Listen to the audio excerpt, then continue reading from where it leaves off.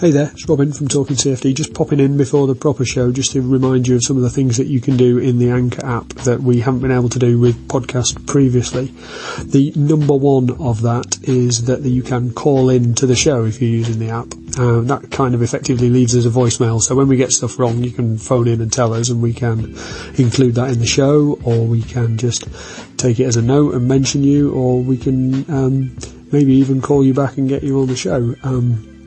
If you don't want to actually leave us a voicemail, there's also a comment option where you can type in a comment and start a little bit of a conversation around what you've been listening to. You can favourite the show so that you get notified next time there's one out. You can press the little applause button if you like. I'm not really sure what the point of that is apart from a little animation on the screen, but it's always nice to get some applause. So that's what we can do in the app that we haven't been able to do normally with podcasts. So we're going to carry on the experiment on this app, and if you join us on the platform then that'd be great. Otherwise just listen out for us on the socials. Back with the proper show soon.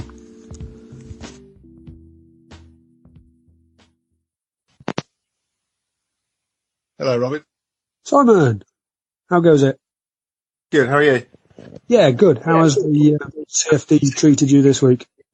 Not too bad. A little bit of interest. I've not been fully CFDing this week, but looking forward to talking through some of these topics today. Oh, cool. I've just been deep in tidying up CAD, but we'll not go into that. That's probably another episode right there. Somebody'll let us know that there's a reason why I don't need to do that anymore. I'll try to clean up. Okay. Yeah, just that. So what are we talking about today? So it's the what to look forward to in 2018, engineering simulation software. So there's this article that I think you sent to me. Did you find it on is it John Chauner's Pointwise blog? I had come across it just before that, but to give props to John, yes, absolutely. John reckoned it. I think I'd seen it, kind of discounted it. John said it was a must read, so I went and read it. And then I sent it to you and said we should talk about this. That sounds very, very similar to my situation. I was like, when you mentioned it to me, I thought, I've seen this before, I've seen it. Oh, that was it. It's actually quite good when you actually sit down and read it, but it was quite a lot. It wasn't a nice succinct summary for where I was coming from, just making my way through John's Pointwise blog. No, and I thought the reason it came on my radar for going on this list for this show was it is it's very much from a vendor's perspective, and I think what I see coming down the pike in 2018 is perhaps different to what the vendors see coming down the pike. So what we're going to do then, shall we rattle through the headlines of it, if you like, and then pull out some bits that we found particularly interesting or we think we're going to talk about? Absolutely, let's go for that. Well, I've got the little sort of subhead headlines in front of me. They were 2018 is going to see continued CAE growth. I mean, I definitely agree with that. The only reason it's going to stop growing surely is that everybody's using it and or it's not as useful. No, absolutely. I think I've seen a few numbers for the expected growth rate of simulation industry over whatever period for the past few years, and it's always somewhere around 8, 10, 12%. So I think you're right. Unless people stop making stuff, then I don't think there'll be a turnaround in the simulation usage, too severely at the moment. So I absolutely agree with that. Interesting with the some of the acquisitions, though. Maybe we should just touch on that for a little bit. Yeah, go for it. I mean, Siemens went in quite heavy, didn't they? Got CD Adapco and Mentor Graphics. I can't say I was that surprised by CD Adapco. Maybe Mentor Graphics afterwards was a little bit surprising, but I think what those guys can do, certainly in the next couple of years, could be quite interesting. Yeah, absolutely. I mean, they definitely flexed their checkbook, didn't they? Absolutely. But I haven't quite understood some of the sort of strategy behind some of these acquisitions at the moment. I mean, I've lost track a little bit, but was it Dassault that bought Xflow and Exa? I think that's right. Absolutely. Yeah, I wasn't quite so sure on that. I mean, so I don't know as much about Dassault as maybe Siemens, but I guess my view on the Siemens moves, certainly for CD Adapco, was that then they've got a bunch of other capability that they can start to leverage to their, people who would be CD Adapco Star CCM Plus users. So I could start to see how that could kind of broaden the scope a little bit. Yeah, I think that's going to be interesting to see it play out. I don't fully expect it to play out in 2018, but it'll be certainly interesting to see where it goes. No, I mean, I think it kind of strikes a little bit of some good stability. I mean, I don't think anybody who was a CD Adapco customers should in any way be worried about that. I think it's a good move from a stability and security and kind of forward planning elements. I'm just, like you say, I don't think 2018 would necessarily be revolutionary for anyone who's running Star CCM Plus or any of the other tools, but I'm just wondering how much Siemens then can kind of pull together all their other capabilities and start adding value in that way. Yeah, I mean, I come at it from a funny point because I'm absolutely not their sort of typical customer. So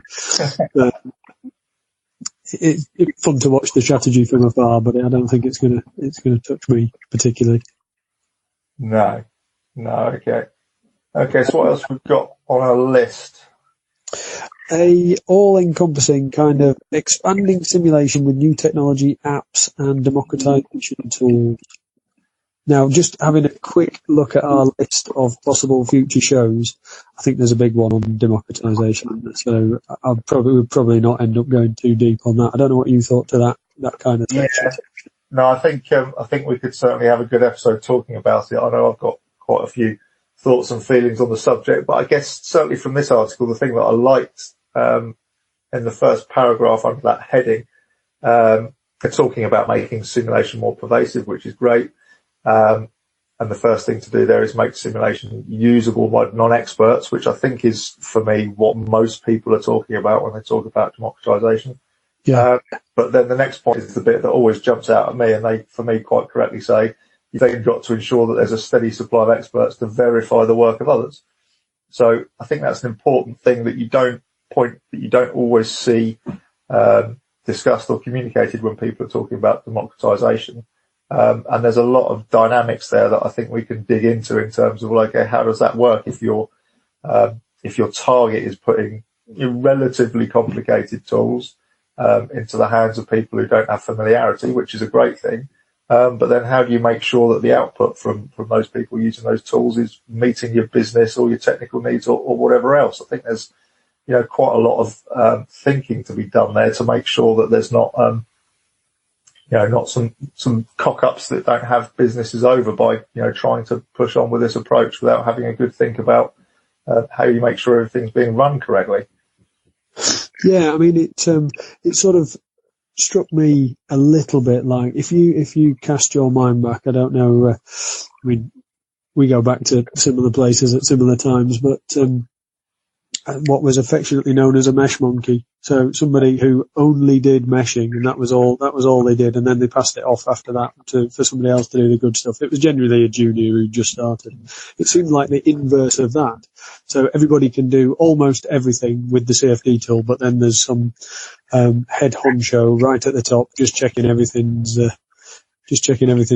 gravy, and working nicely. It sort of seemed like that democratization might do away with CFD specialists, but that there was a sort of hint in that paragraph that absolutely not the case.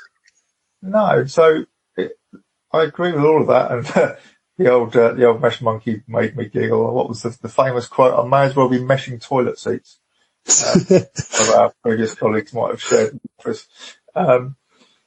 So absolutely, and if you've got to that point where you've got a person who's expert in the field checking work, then from that person's perspective, then they wouldn't want to entertain a situation where the people who are currently non-expert are making lots of mistakes, because it would make their job and life a lot harder. So that then begs the question of it leading into you then train the non-experts to be sufficiently competent that they can get it right first time, which is surely what you want anyway.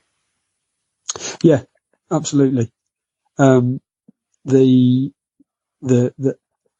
sort of second half of this section went on to talk about AR and VR, which I'm probably just going to discount, but AI would be interesting in that sense, in terms of if you've got enough data, and you're running enough simulations, can you, train models to do that kind of checking and see that you're doing the right sort of thing?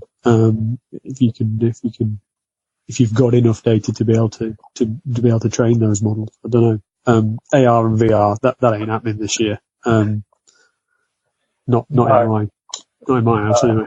I'd agree with you. And AI maybe. I mean, I've seen some techie stuff, which I don't have a good understanding of, where folk have started to kind of bring together the maths of AI and the maths of doing the CFD. But your description is, a sensible starting place. But from my understanding of some of the AI tools, you need a lot of data. Yeah. So you've got to have done a lot of simulations. And it seems a bit odd to me if you're doing some design space exploration where you would then do a lot of simulations, and the only reason you do them is to train an AI model, and then you'd ask the AI model about the performance of your product or your design under certain situations. That's a lot of work up front when you could have just done the CFD simulation for the design consideration you're interested in. Yeah, I mean, it's nice when these things end up somewhere that you wouldn't. But I mean, I reviewed a paper, sort of external aero paper on a joint optimization, and my main comment at the end of it is, it looks cool because it's done exactly what I would have done. I don't know if it's done it quicker, but it's pulled the same bits of the car around that I would have done to achieve the same goal. So yeah, it's making sense, but is it doing anything I couldn't have done myself? Yeah, absolutely. Certainly from a kind of cost effectiveness and a timeliness perspective, I'm not sure AI ticks that box for me at the moment, but I think it's certainly something to keep an eye on.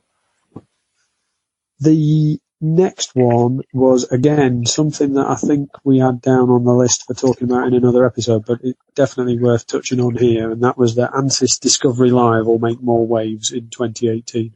In my little notes for this, I've put that I strongly agree with that statement. And there's a little quote from the article which I found almost a little bit scary, in that the ANSYS guy said, "We aim for 2018 to be the year when we double the number of users of ANSYS simulation, and that'll only be the beginning of the journey we have planned with our Discovery family of projects." That's like world domination for ANSYS.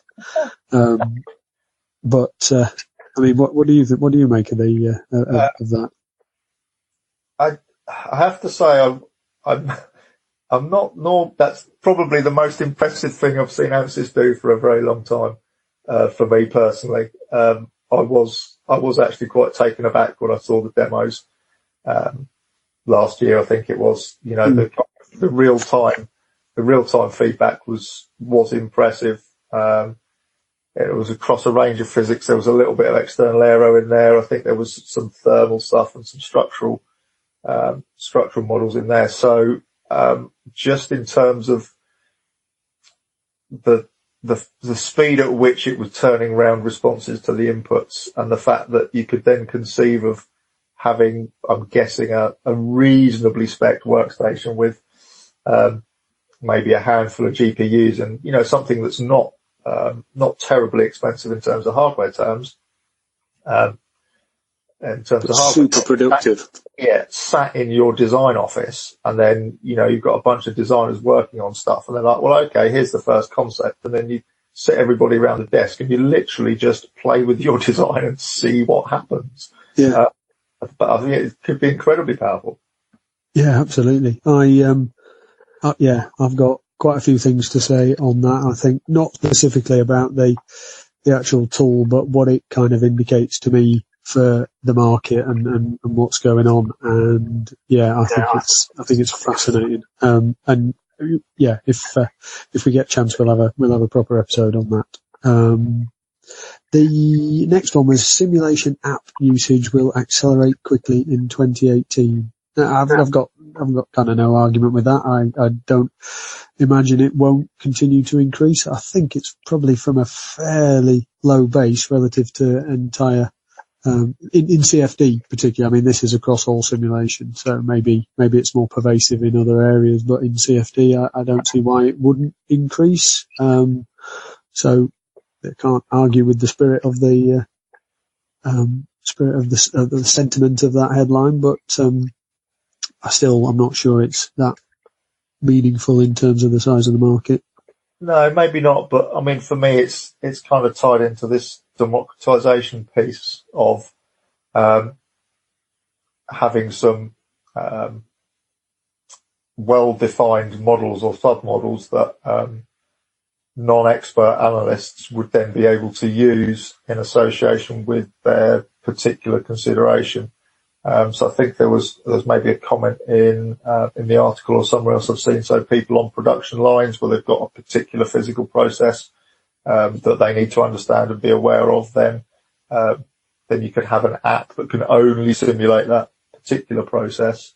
And maybe that app's been designed, molded, or created in some way, shape, or form by a more experienced analyst, and then has been validated within the realms of its use, and then handed over to as people like to say, non-experts. So the screenshot there is from Comsol, so I've got a little bit of familiarity with that. The capability there is quite good for setting up a multi-physics model, and then relatively easily rolling it out so that people can run that model that you've set up without having to go through any of the, deeper level meshing or, physical constants, numerical parameter setup type issues.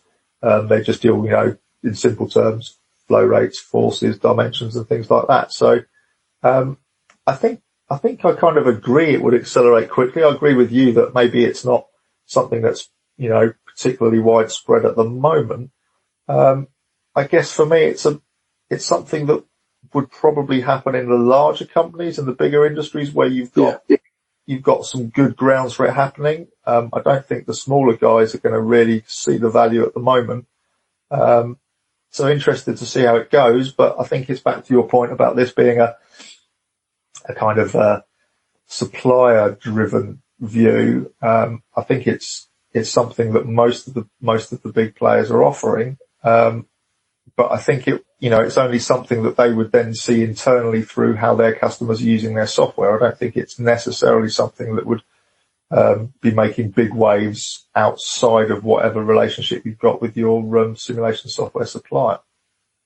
No, I mean, I'm wondering whether there's going to be a bit more of a trend kind of towards the I guess similar to the Comsol's, is it app builder? So they've kind of created a framework where you can build your own apps, kind of codify your process and best practice into an app that fits you. That seems to make a lot more sense to me than vendors trying to create these apps, because they if they're niche focused, then potentially some niches that are bigger than others will be reasonably well served by the vendors themselves because it'll be worth them doing it. But there'll be other niches that could benefit from an app that won't get it because it's not economical for a developer to support all these different niches and build all these different apps and get that domain expertise and codify that sort of thing as opposed to the people doing it themselves with a sort of robust framework for doing that sort of thing. Yeah, absolutely agree with you. It's going to be customer driven from that perspective, and that's kind of where I was coming from with the thoughts about it's only going to be reasonably sized companies that will start to leverage this, where they've already got an in-house group department, set of people with who are competent with the simulation methodologies and the tools, who have got the ability to appify whatever subset of physics that they need. And there's a good demand and I guess understanding within the business that there's other folk that are going to start to pick it up and run with it. I guess that probably for me is one of the bigger challenges. You're the people who are maybe starting out as non-expert. What are their views on kind of having to do something new? Is that something that they're going to want a lot of support to do, or are these guys quite happy with some relatively straightforward training of how to use an app and a bit of oversight to run with it? I think that dynamic's probably almost as interesting as the kind of general application itself anyway. Definitely. Now, you said appify and appification. We've had democratization. We need a little buzzword bingo sheet for this, don't we? Yeah. or a drinking game. Yeah. Yes, that's right. Call each other out, and you have to have a little glass of whiskey every time you say one. Excellent. Appification. What we got next? AEC simulation tools to grow in 2018. Were you even aware of what AEC was? I'm not even sure. I can tell you what it kind of is, but I'm not even sure what it stands for. No. Oh, no, here we go. Architecture, engineering, and construction. What do they mean by engineering? In that everybody who uses simulation tools pretty much. Yeah, I guess it's engineering in the architecture and construction. It feels like civils, is it? I guess so. I'm not. I kind of get the architectural bit. I'm not so much sure about the construction, but I guess that's kind of talking to my bias about having a strong fluid mindset. But I'm guessing it's kind of equally relevant from a structural perspective. So we're talking about HVAC and things like that. So there's HVAC. I mean, the one that always jumps out in my mind is external environment. So built environment, pedestrian comfort, things like that are the ones that I'm always thinking about. And I guess there's a few things that I've seen where some of those guys are starting to ramp up and leverage, reasonably significant external aerodynamics, CFD models that have got quite a high cell count that require a good chunk of HPC to give them the data. Obviously, I think from the analytic perspective, they've got to be transient. So, there's quite a hearty simulation spec sitting there. And I think maybe that's something that historically those guys didn't leverage as much as they can now with, the uptrend in HPC deliverables, some of it with the cloud there. I think, we've got David from SimScale talking about, some of his experiences there. So I think that's probably pretty fair and pretty apt in terms of. Yeah, can't argue. The other thing is, I guess it's, to bear in mind that it is simulation as well, not just CFD. You get what's the I don't know the real name of the building in London, but the one that looks like a wing mirror that's got like a concave mirror on the front that melted a Jaguar. That could have done with perhaps a bit of environmental simulation. I'm not sure which one you're talking. It's not one of the famous ones. It looks like a wing mirror. So they've got the walkie-talkie and the gherkin and the shard and all the rest of it. There's one that looks like a wing mirror, and it kind of focused the rays one afternoon on a Jaguar that was parked outside and melted. Okay. They do some ray tracing on that one, huh? Yeah. Skipping on to the next one about MSC's engineering design platform. I know nothing about that. I've got no reason to believe that it's not going to grow in 2018, but not one that touches me at the moment. Yes, I think this was probably one of the ones that I skipped over for similar reasons of not having much familiarity to grab onto. So yeah, and then what was the one after that? Tools under a single user interface. Okay. Yeah, I mean, it makes perfect sense, and they that's the direction of travel for a lot of these things. Although it seems to be kind of perpendicular to being sort of appified and very niche focused, this sort of convergence in one UI where you can do everything. But like I say, I don't know anything about it, so I'm not going to even comment on it. I guess my gut instinct is it's more about just kind of data sharing across whatever process or product or kind of sector you're working in, where you've got a bunch of different tools that would be you would work a lot better together if they could all see the same core data set and go off and do the same thing. That's kind of what I'm taking away from that, but maybe grasping at straws a little bit there. Well, let's skip that one then. Will a new licensing model reign supreme in 2018? I just put a note under that, unlikely, but I can see where they're coming on. They're talking about this non-denial licensing, which is interesting, but it sounds a bit scary to me. Have you come across non-denial licensing before? No, it was a new one to me as well, but I think it kind of makes sense. And I don't know whether this is this a kind of response to the cloud on demand type offering? So people having bursty workloads and what have you, and not having fixed hardware anymore. Exactly. So I mean, it's kind of good for bursty workloads, and I guess the more conventional modelling is not great for bursty workloads. In the scenario where you don't have very many, don't have the capacity at the point in time when you need it, which I guess what this is trying to address. So to make the folk with the more conventional annual, perpetual, whatever it is, core limited, licensing, models, and, people who use those to not be swayed by the very flexible nature of the cloud on demand stuff. I mean, I can't, maybe there's something else behind it, but that's the most obvious aspect that jumps out to me. Yeah, I mean, they're always tinkering and tickling these things, aren't they? I mean, it's not that long ago that vendors were introducing things like the HPC packs to kind of make it more cost effective to kind of take full advantage of the actual cores that you've got and what have you. So yeah, you've got to keep moving with the hardware times, I guess.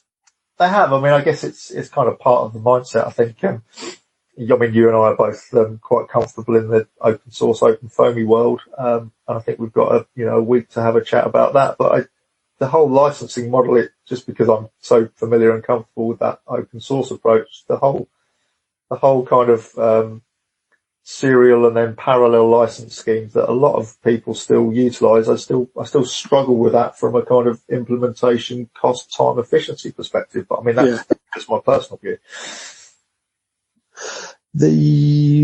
So skipping on to the next one, because we're trying to be time efficient ourselves here.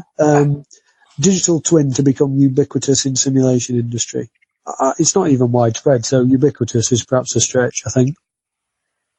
Yeah, I mean, I've heard a few people talk about it, and it seems like a great idea, but I think there's a whole lot of traction that needs to happen before it really kind of starts to become relevant to people who do simulation like us, and to kind of people who use the products that have been designed with those simulation tools. I'm not sure whether it was this article. I think it was another one I read somewhere, and I think it was one of the somebody it was either from ANSYS or maybe somebody from Siemens or CD Adapco with that. There was someone who was talking about a kind of case study of you've now got a bunch of sensors on your car, so you've got a bunch of gyros, accelerometers, and other things, so that when you go over a pothole, all the sensors in your car kind of calculate some of the loads and shocks that your car structures experience from hitting the pothole, and then it pings all of that data off to the cloud, and then on the cloud there's a structural simulation that happens that then tells you whether you've kind of broken anything in your suspension, or you've fatigued any parts, or whatever it is, over some kind of sensible failure limits, and then pings a message back to your car to tell you whether you need to take it to the garage or not, which kind of sounds nice, but I started to think about it and pick it apart. I thought, well, how long is that simulation going to take? Yeah. If you've broken your front wishbone, you probably don't want to be driving your car. So there's a whole bunch of kind of use case considerations for me, where I think there's quite a lot of work to be done between the kind of nice idealized scenario that was just described there and then practical use case experience. Yeah, I mean, I think with my CFD hat on, which is I've kind of got on nearly all the time, apart from when I've got my grumpy old man hat on, I'm not sure how well it fits for CFD at the moment. I can see it being a nice fit with sort of systems modelling and some of the kind of 1D stuff, which is, crazy fast, real time fast. And, I can imagine you running a fleet of helicopters that are all instrumented up and, that or you've got an oil rig or something like that. That makes perfect sense. But, to a sort of consumer level car or external aero or something like that. Maybe you could do, maybe there's something CFD on a wind turbine or, if you've got a relatively small fleet or I don't know, but, I think I can see the direction of travel and it makes sense, but it's not for 2018. no, maybe not. But I mean, for me, then there's just a couple of things. But also, digital twin could mean a lot of different things. So, yeah, I was just talking about was a car with a bunch of little mini electronic sensors on it, and then you've got a kind of simulation model that's trying to replicate what's happened to the product in use. So that's one example of digital twin, which I think is probably a little while away. But I think something that's probably more relevant and a bit closer is digital twin during product development. So that when you're doing kind of, design testing and different component parts and assemblies and all other bits, you've got, a computational model that's running alongside your physical product development. So I think that's probably something that would be of more immediate benefit and value, certainly to, product designers, manufacturers and so forth. So it depends. What I think for me, it's a case of what digital twin are you talking about? Yeah, I mean, that perhaps will become clear. It's the buzzwords, sort of set in quicker than perhaps the meaning in some of these cases, don't they? Skipping on to the next one, expansion of additive manufacturing to grow with simulation. I don't think this is a great CFD related area, and I can't disagree with it. It's not my area, but I'm surprised that simulation of additive manufacturing hasn't took off quicker. There seems to be a lot of scope there for improving output of additive manufacturing techniques. But again, not my area. No, me neither. I know that the whole additive manufacturing stuff and 3D printing is going.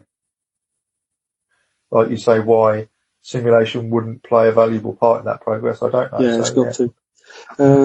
Autonomous cars chase computer aided engineering for answers in 2018.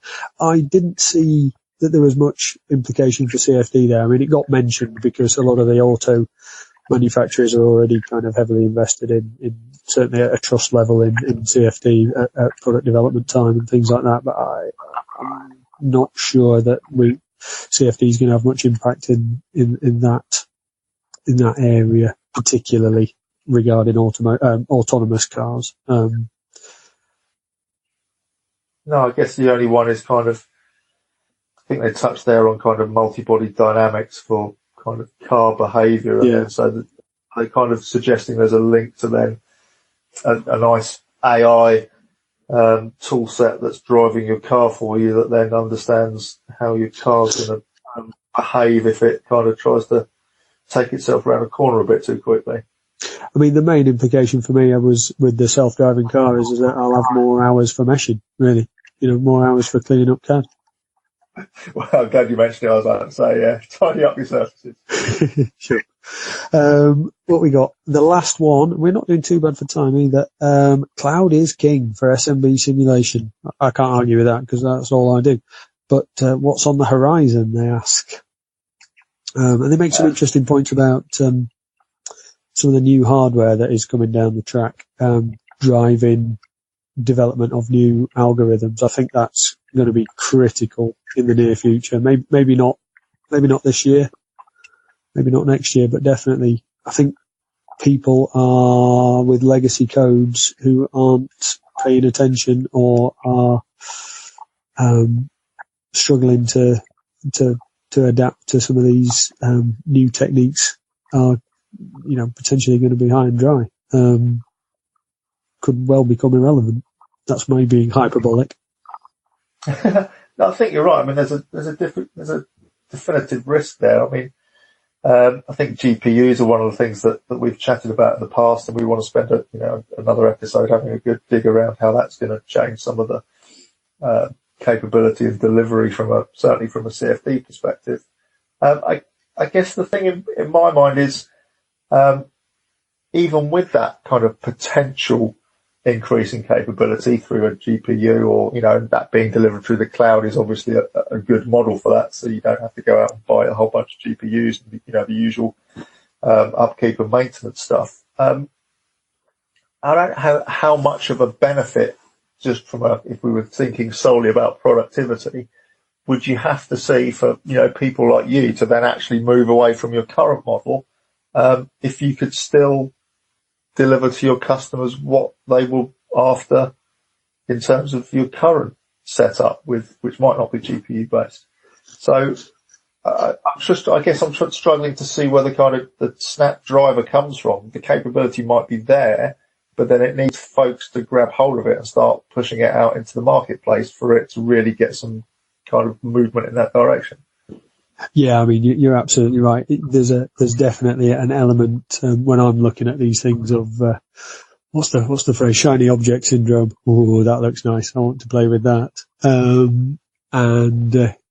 But I do see the potential for kind of what's probably the biggest innovative step in my CFD career. I was talking to, one of the guests on an upcoming podcast about it. It actually wasn't in the show, it was afterwards, and we're talking about maybe having a round table on something like this. So stay tuned if we get to put that together. But sort of talking about some of these developments around new algorithms and GPUs and the new hardware being probably one of the biggest steps in my entire CFD career, really. The closest thing that we could come up with that was anything close was AMG multigrid, in terms of speed up and increased productivity and what have you. But beyond that, we're still doing a lot of the same things we were doing quite a while ago, which sort of coming full circle makes me think that whilst there'll be some interesting things come out in 2018, I think my CFD process this time next year is going to look very much like it does now. Yeah, I think I'd probably agree with you there. I mean, for me, there's a lot of things here to keep an eye on, and some of them, as we've talked through, probably going to start getting some more traction sooner. But if I was a betting man, I'd probably agree with you on that in terms of what your workflow looks like come January 2019. I guess the only, I'd say on the kind of this GPU type issue, I mean, it kind of links back to the ANSYS Discovery Live, which, as far as I'm aware, runs on GPUs. And from some of the stuff I've seen, I think some of the direction, certainly from the ANSYS Discovery Live, was kind of real. You get to see the real-time effects, but then you've got a bit of a validation accuracy hit because of that speed that you're enjoying. So there's kind of that interesting dynamic with, in terms of validating that kind of quick turnaround simulation data.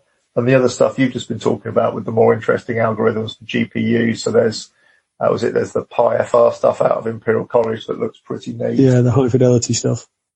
There's ZCFD as well that are doing some good things. So I think the algorithms there for the high fidelity stuff on GPUs are starting to come out. But if you want to do anything else other than maybe a single gas phase external aero simulation, I'm not sure how many of those have got kind of moving wall boundaries, moving meshes, multi-phase, all that kind of stuff. So for me, that's the bit where they still need to kind of make some general capability grounds up. And, if they do that, then I think they'll be fighting pretty hard with the current big guys at the moment. Oh, I'd take single gas phase external aero all day. You're a gas phase kind of guy. Oh, yeah, that's me. Yeah, I'm a single phase. I'm a simple guy. I don't ask much of my CFD. Meshing, however, no, we're not going to get into that. Not after half an hour. It's your favourite topic, right? No. I think we sort of did that, took that apart. We didn't take too long. Did you want to go anywhere else with it? No, I think that's a kind of a nice little hopscotch through that article, which is quite a good lead into some of the other topics that we wanted to pick apart in a bit more detail. So, yeah, I think that was pretty good, really. So I recorded a little segment that went out before this, just saying that if you've listened this far, you've done very well, and you get a gold star or something along those lines. But if you are listening on the app and you feel compelled to call in and tell us what we've got wrong, because, well, we might not agree with you, but you feel free to leave us a voicemail and tell us what we got wrong, or start a little comment thread in there. It's quite full featured, the app. I appreciate that not everybody is perhaps familiar with it or wants yet another social whatever app in their on their home screen, but should you feel that way inclined to hop over to Anchor and join us on the app, then your comments are more than welcome. And one of the nice things we can do with the call-ins is kind of pipe it into the show. We can discuss what you've been talking about. I mean, we can even get people on the show, which we are talking about getting somebody on the show for future ones. So we shall see how that goes. But yeah, if you are listening and you want to make a point, then do it. We're all ears. At least that shows that somebody was listening. What do you reckon? Absolutely. Cool. Is that a wrap? I think that's a wrap, Robin. Good talking to you. Nice one. Talk again, Simon. Cheers. See you later. Bye.